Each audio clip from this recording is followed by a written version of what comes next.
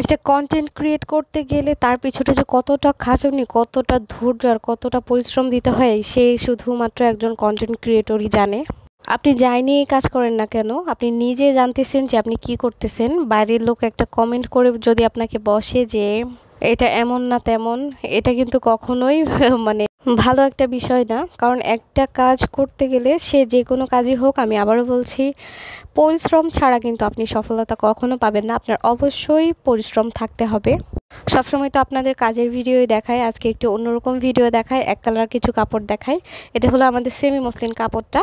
আর semi muslin কাপড়টা কত ভালো আর কত কোয়ালিটিফুল, আমাদের কাছ থেকে প্রোডাক্ট যারা নিয়েছেন তারা অবশ্যই জানেন। আর পাঞ্জাবি কিন্তু আমাদের এক ধরনেরই অ্যাভেলেবেল আছে, যদি না কেউ রিকোয়েস্ট করে কাস্টমাইজ করে নেয়, না হয় এক কালারই পাবেন। আর এই যে রং তো অ্যাভেলেবেল আছে, এটা সম্পর্কে আর নাই বলি, এটা তো সবাই জানেন। আর আমাদের রঙগুলো কতটা ভালো, এটা যারা নিয়েছেন তারা অবশ্যই ভিডিওটি দেখে থাকলে অবশ্যই একটি কমেন্ট করে যাবেন।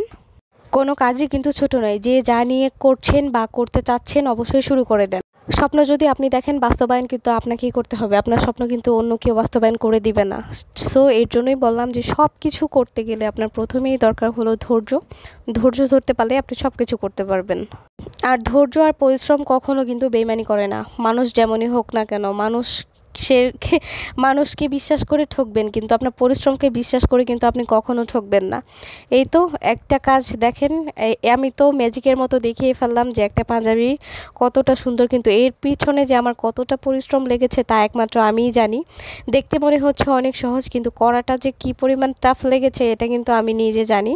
আর কতটা ডিটেলস অ্যাড করতে হয়েছে এটা আশা করি যারা কাজ করেন বা কাজ সম্পর্কে জানেন তারাই জানেন। হ্যাঁ, হয়তো অনেকেই আছে যে একটা বাজে কমেন্ট করে বসলো, কিন্তু আপনি 3 মিনিটের 2 মিনিটের একটা ভিডিও দেখে কিন্তু মানুষের পুরা লাইফটা জাজ করতে পারেন না। হ্যাঁ, আপনি নিজেও যেটা পারেন সেটা নিয়েও কাজ শুরু করে দেন। ধন্যবাদ।